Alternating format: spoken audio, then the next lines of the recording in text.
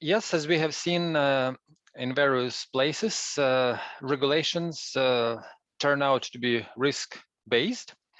And that's the reason why regulations and risk often go together. That was the case in our course. I mean, we had this full first lecture on regulations/risk.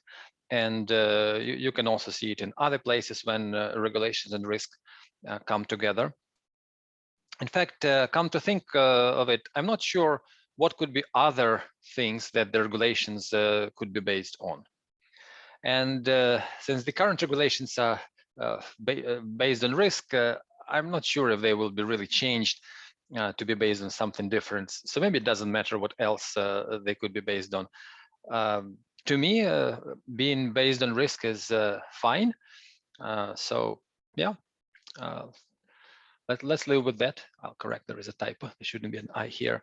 Yeah, so regulations are based on risk. If you want, you may try to think what else could you base the regulations on if you find it interesting, but we will not going to have any homework on this. I don't think it would be, not that anybody suggested this as a project, but I think I wouldn't approve a project that would try to look at other things on what regulations could be based on, or if you would like to come up with your own regulations, maybe that's not really something we want to do. You may nevertheless come up with your own concept of operations. So concept of operations are different. I mean, the regulations are not based on any specific concept of operations, but there are lots and lots of concept of operations that have been out. You might have seen it in the UTM lecture. At some point, I was trying to collect all these new conopses that come out, but I guess I lost track pretty soon. And then, of course, the regulations came in, and the regulations became much more interesting, or at least important than conopses. More important than conopses. I mean, I wouldn't say more interesting. Conopses are very interesting. So conopses, any conopsis is not really a recommendation of how things should be, and by no means a mandate. The regulations are a mandate how things should work. But concept of operations is more a description of, well, concepts, description, thoughts, ideas. And there are lots and lots of good ideas in the various conopses. I would say Chorus Conops is one of the most serious endeavor in Europe that has finished, I think, a couple of years ago, but very recently. And now we're developing Chorus X UAM, concept operations for extension for UAM, as already mentioned. Anyway, of course, when regulations are being defined, it's perfectly fine, and that's what people do. They look into conopses and take some of the services, some of the ideas into the regulations, but not necessarily all of them. Anyway, so regulations are not based on conopses. You don't have to learn conopses in order to learn the regulations, but it doesn't hurt to look at conopses. Or if you have a particularly interesting concept or ideas yourself, then, well, write your own conops. That's okay. Unlike writing your own regulations, which nobody would follow anyway. Anyway, so regulations are not based on conopses. As we know, regulations are not based on the type of operation that the drone does. Whatever the business is, well, that's the business of the operator. That's excellent. They the regulators mind their own business and don't care what your business is. Well, they're almost ideally harmonized. There are really minor points between countries, like this minimum age of the drone operator and so on.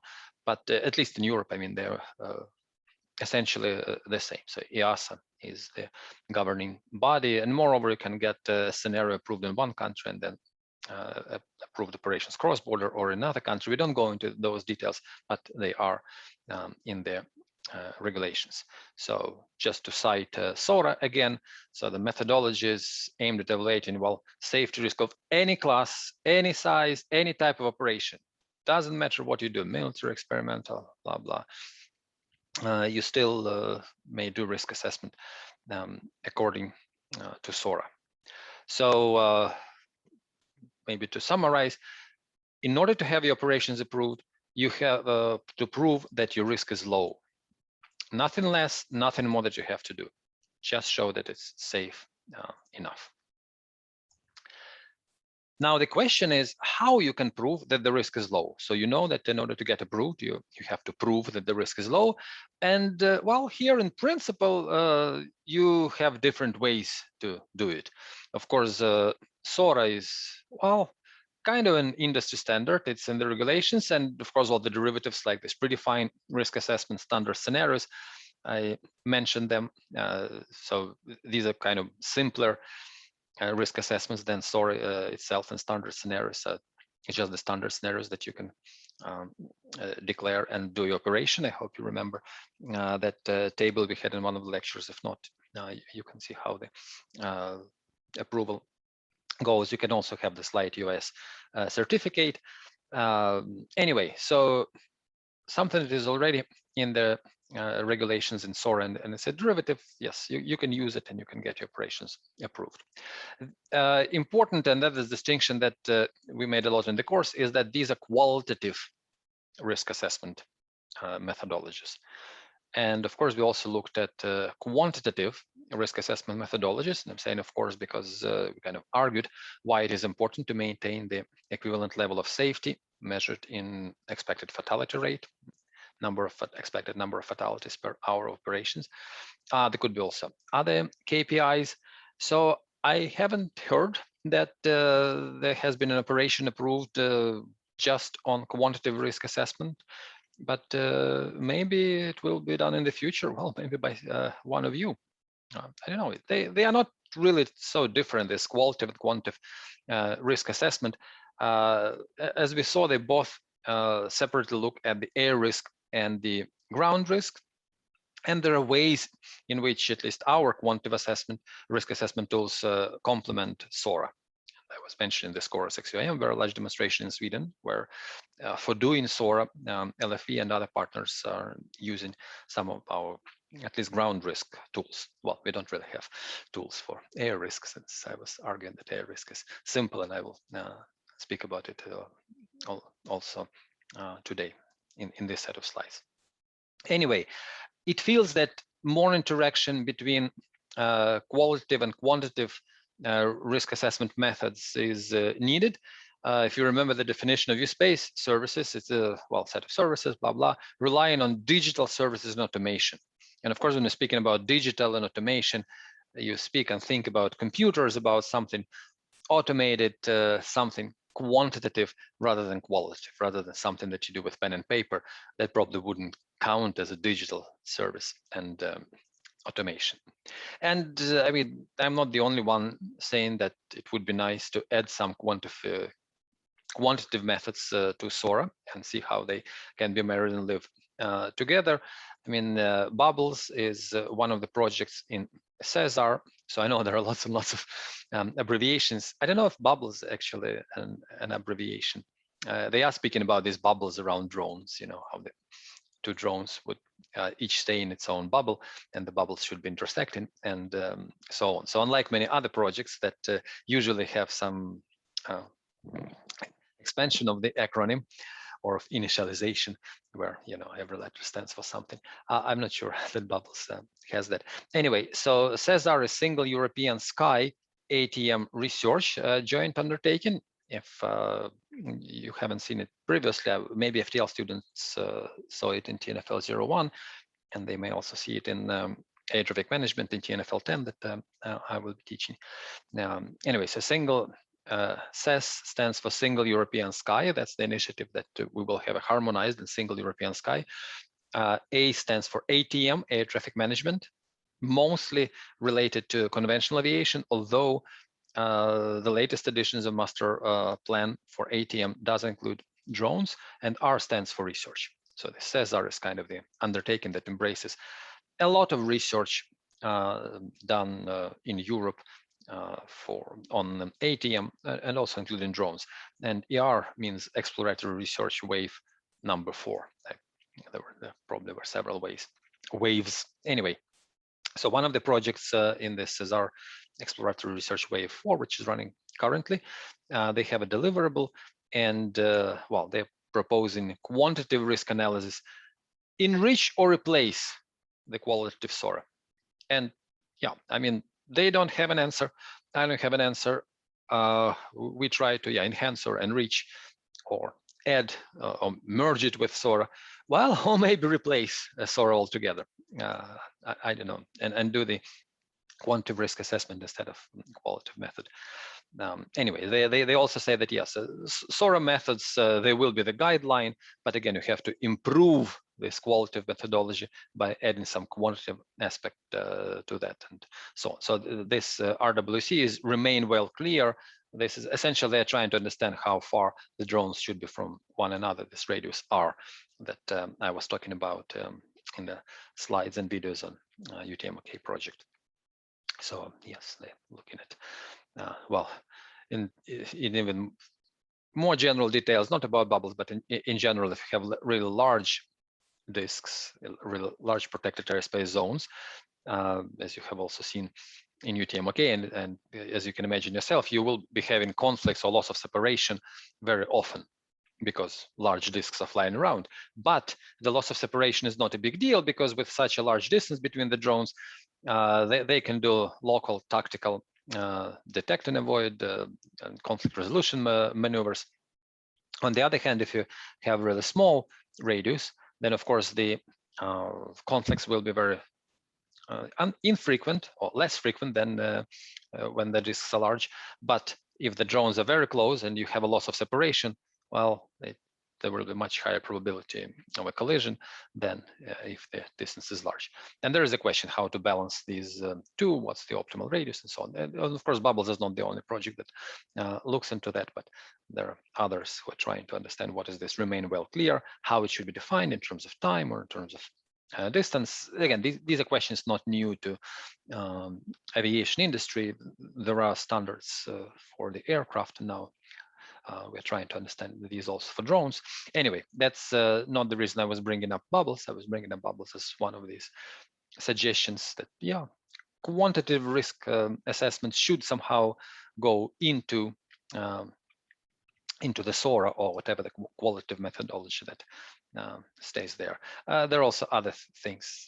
Yes, I mean, you could have some agent simulation as a risk assessment, for instance, in SORA.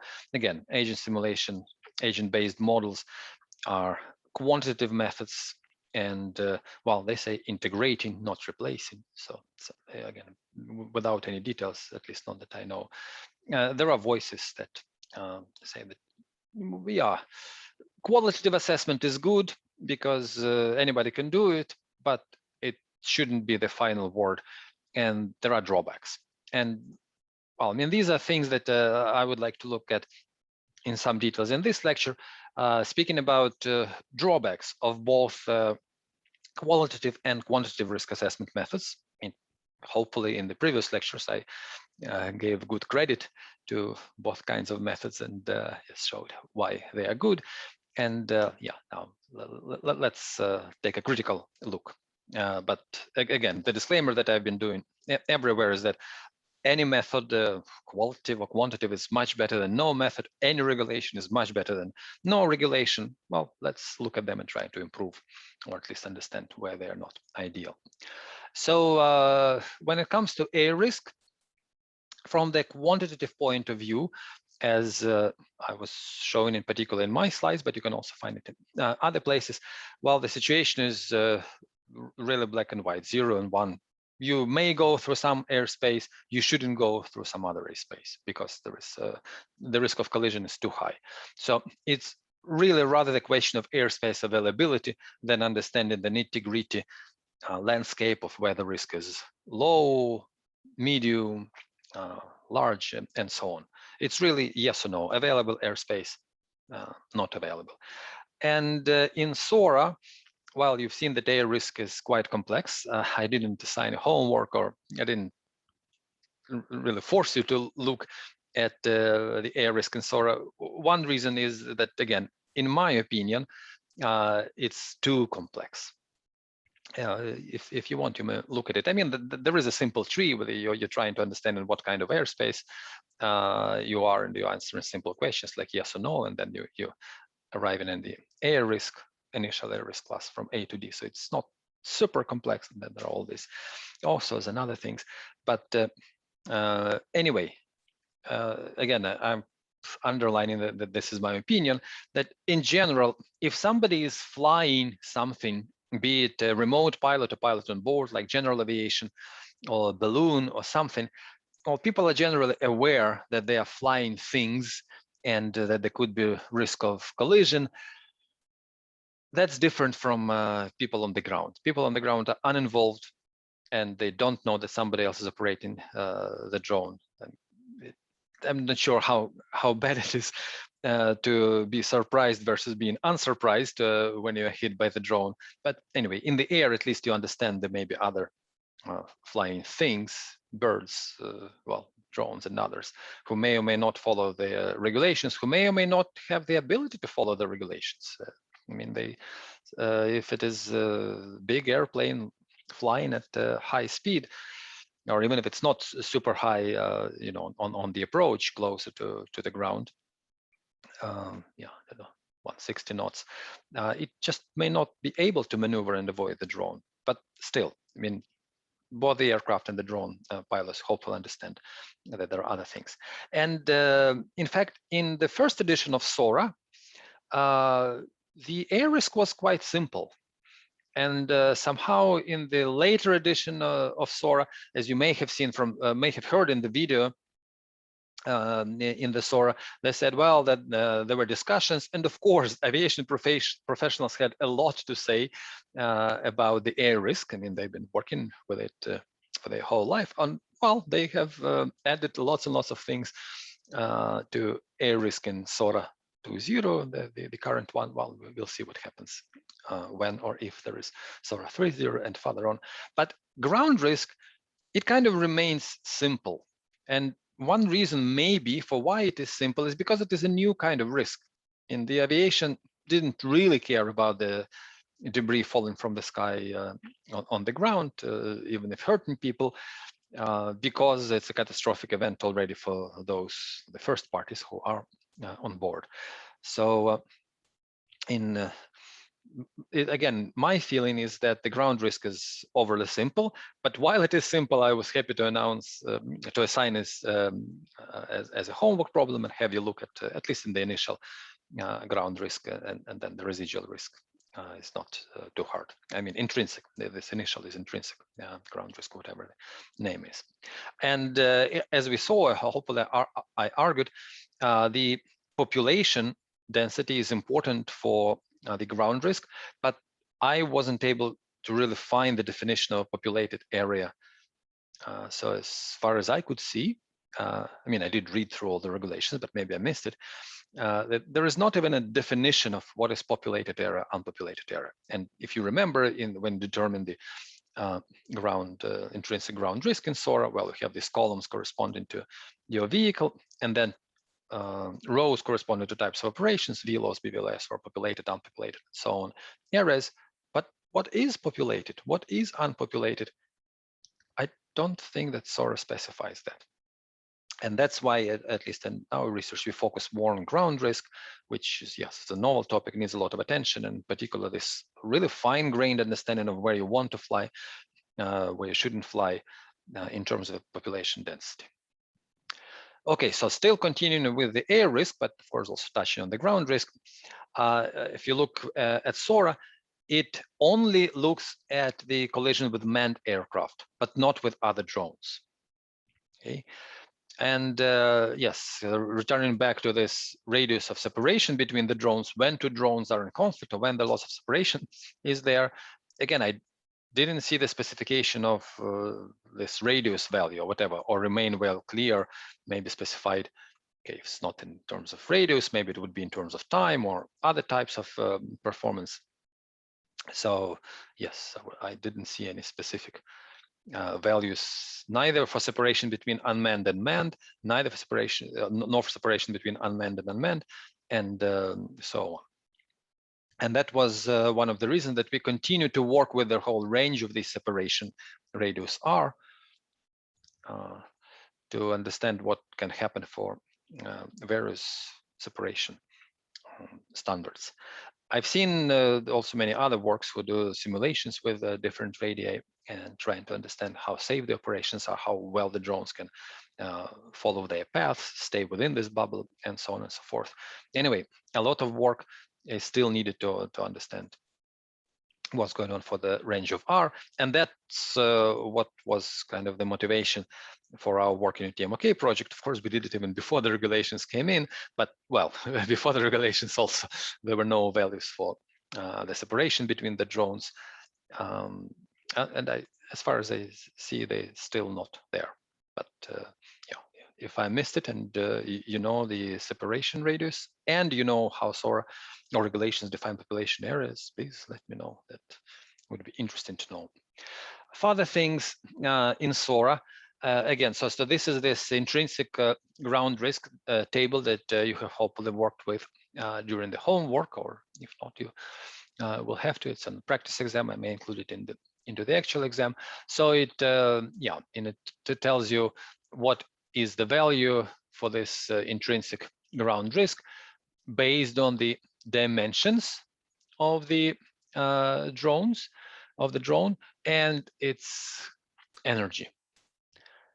And well, there do exist drones that have span larger than 1 meter, but energy less than 700 kilojoules. Yes. So where should they go if they have small energy but large span? Into this column or into this column? And I don't know. This is what SORA says. If there is a mismatch between the dimension and the energy, then you should provide substantiation for the chosen column, whether you choose this column or what, or this column. What does it mean, substantiation? I mean, to me, this doesn't sound particularly, automated or digitized to say that it is a digital service and so on. A computer wouldn't know what to do. So yeah, I understand that you can say, well, the typical kinetic energy can be larger, or the characteristic dimension can be smaller, or whatever. But still, I mean, this is kind of too qualitative, too subjective to me, and I would even say that it's ambiguous and maybe incomplete because it doesn't cover all possible drones, all possible vehicles that could operate. And again, you might have remembered from the SORA video that yeah, there was a discussion in JARUS when they were talking about it. Should it be the dimension or the kinetic energy? And then they decided, oh, but that's more or less the same. Well, it's not. And even if it covers or covered all drone models at that particular time, we should be respectful of other manufacturers. In particular, I don't know, racing drones. People could buy drone details, spare parts from all over the world, and make their own drone. Of course, if it isn't certified, it has to go through certain certification procedures and so on.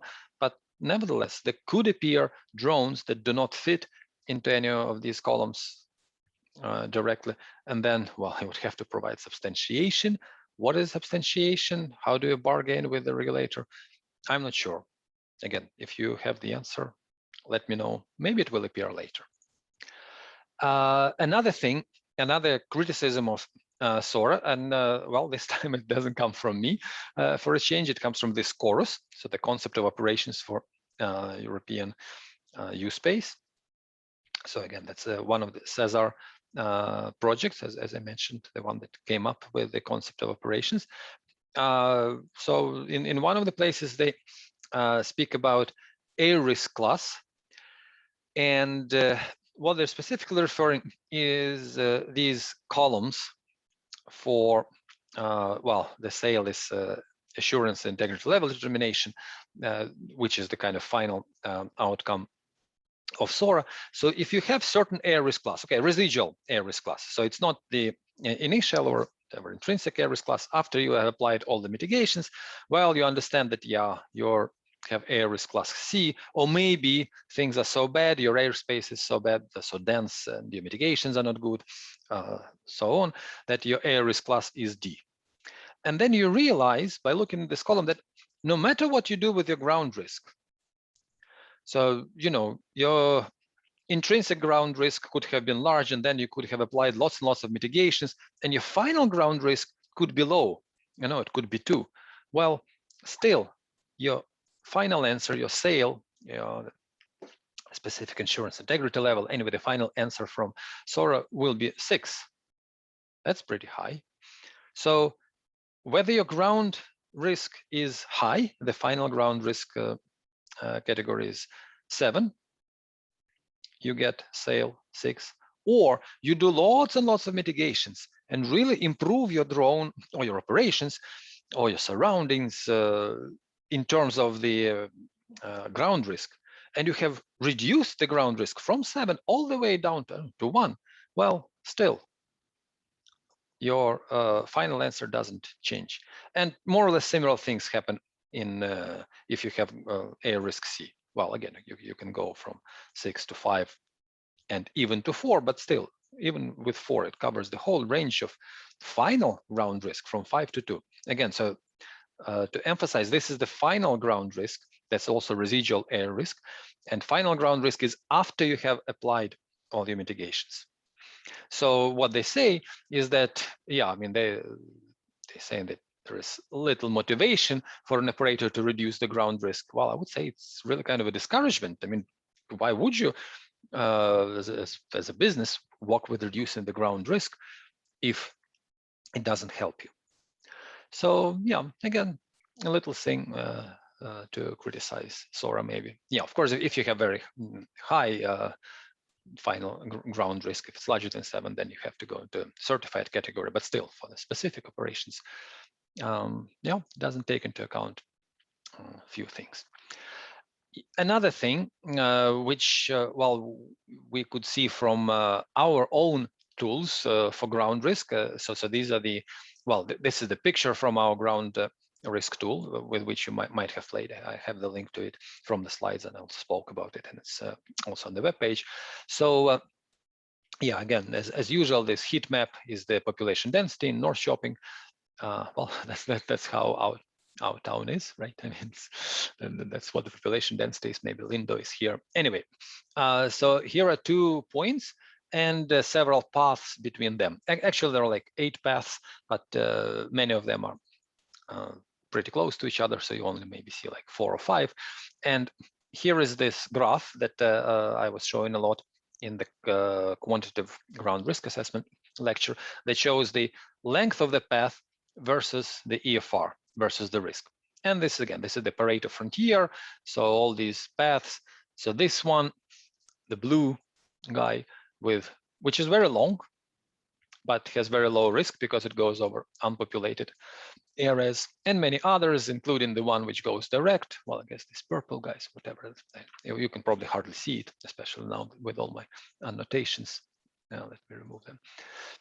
Anyway, so there is a whole range of paths, and they have different lengths and different well, ground risks, different EFRs, and in particular here, well, it should slightly go above this point. Anyway, so these 2 are good in terms of the ground risk. So their EFR is smaller than 1 in a millionth. So yeah, these 2 are good as far as ground risk EFR goes, and these are not. But anyway, so this is not my point. My point is that if you only do SORA, if you only look at the qualitative method of risk assessment, all these paths, they are the same. They would probably assign, well, at least the intrinsic ground risk class of 6, because they, well, at least they start in densely populated area and they end in densely populated area, even though some of them, at least this one, goes around for most of the time. But, well, these parts of the path that go through the densely populated area are probably substantial long that, well, their ground risk class will be 6, no matter what the quantitative ground risk of these paths are. So for SORA, all these paths are the same. Ground risk class 6, you probably would want to do some mitigations, whatever, depends on what kind of operations you're trying to approve. Again, SORA doesn't really care that you know that this path has much smaller ground risk, much smaller expected fatality rate than this path, or even smaller than this one. So both of them are kind of approved, but again, no encouragement to look at something else other than, well, just the ground risk class, which is the same for all these paths. Okay, so yet another discouragement for Sora. Now let's go to the high fidelity risk modeling, the quantitative risk assessment methods, and see how good they are, or try to find what may be wrong with them. And one thing that I feel is wrong with them is that they look at this expected fatality rate, the per hour rate, right? So it's number of expected deaths per flying hour, okay?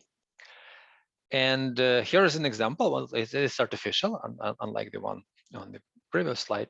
So you have a start and end point, and well, this red path that goes through high population density part, it has a high EFR, high expected fatality rate, because it plows through lots and lots of people. Okay, so high EFR, maybe it wouldn't be approved from the quantitative point of view of risk assessment. Okay, here is another path for you. So what this path does is it starts again at the same point, and then it circles around here for quite a long time. Okay, and after that rushes again through the high population density area, rushes to the same destination. And again, if you calculate the expected fatality rate for this blue path, clear my drawings so that you see the blue, well, it has low expected fatality rate because the fatality rate is per hour, per flight hour. So if this flight spends a lot of time here, so that the flying hours are long, I don't know, maybe this path takes 1 minute, but instead it circulates here for 1 hour, you know, and then rushes here through 1 minute. The denominator, the number of hours, becomes very large, and the expected fatality rate is low for this blue path. And of course, this is not what we want to have from a path. Essentially, by wasting time in a low density area and this way increasing the flight time, well, it's kind of the license to go through the high population density and maybe have a fatality. I will say, well, okay, maybe one fatality happened here, but I was flying for so long, for a million flight hours, or maybe 1 flight hour, or whatever. So by lengthening the path, theoretically, if you just look at the EFR blindly, you are lowering it, and that's probably not good. Okay, so I'm critical of SORA, but I'm also critical of HFRM, high fidelity risk modeling, quantitative risk assessment applied blindly. So I think that's the last slide. Yes, we have about 5 minutes before the end. So if nothing else, hopefully you will remember that the regulations are risk-based. All you need to do to approve your operation is to prove that the risk is low, has acceptable risk, whatever it means, depending on the methods and so on. There are several ways to prove that your risk is low and hence get the approval for the operation. Several quantitative methods or derivatives from one another, at least in Europe. There are also other methods elsewhere. There are quantitative methods. I would say quantitative methods are the same everywhere, all over the world. I mean, if you speak about EFR, it's EFR, it's number of fatalities per flying hour. But anyway, so if you can prove you are safe, you should get the approval. It's interesting that, well, when you look at the acronym SORA, then S stands for specific. And of course, one way to treat this word specific is to say, well, it's about specific category, right? So the drones have this open, specific, and I don't want to say concrete, open, specific, and certified categories. We don't speak about certified. That's more or less like airplanes. We don't speak about open. That's more or less hobbyist. Not much to approved, not much risk if you follow the rules. We did look into some of the rules. So we mostly speak about the specific category. That's kind of the most interesting and probably the widest category. But again, if you look at this S in SORA and it says specific, well, maybe this specific doesn't refer to the specific category. Maybe it refers to the operation, specific operation or concrete operation, this particular operation risk assessment. Because come to think of it, well, SORA is kind of approving scenarios. So if you're flying BVLOS over unpopulated area, blah, blah, and there are no aircraft in the vicinity, no controlled airspace, then more or less you have this scenario that can be approved here and then also in other places. But why approving only scenarios? In principle, every concrete and specific operation, no matter in which category, every concrete operation should be approved or disapproved depending on what risk it has. High risk, disapproved, low risk, approved. So yeah, it's still the question, at least to me, why are we really trying to approve scenarios? It's nice that you can approve scenarios, and it's super nice that they have these standard scenarios. I think they've had 2. Last time I've seen, maybe they got it up to 3 or maybe 4. Anyway, so there is a handful of standard scenarios that they already prepared for you, and if you want to operate, then the process is easy. So I'm not saying that scenarios is bad, but in principle, it could be nicer, maybe nicer, to approve every concrete, every specific operation.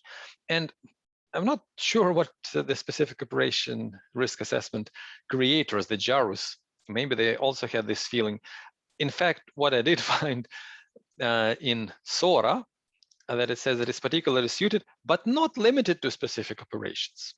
So even though specific operations risk assessment methodology, well, looks like you can apply it also outside specific. I don't know if you really want to apply SORA to open. Why do you need SORA? Open is open, that's why it is open, kind of fly, just obey the rules.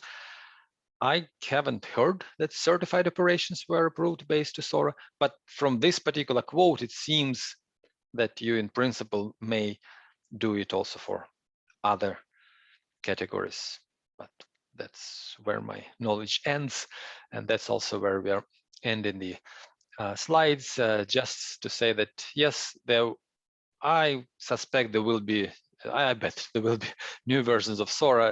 It cannot be the end. Whether it will be good or bad, I trust it will be better than the current one.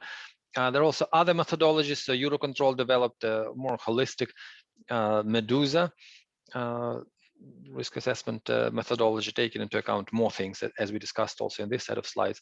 SORA doesn't take into account risk with other unmanned aircraft, and so on and so forth. So, and there are also other methodologies outside of Europe. So SORA is not the end. Keep your eyes open, but for now, that's all I wanted to say about risk assessment.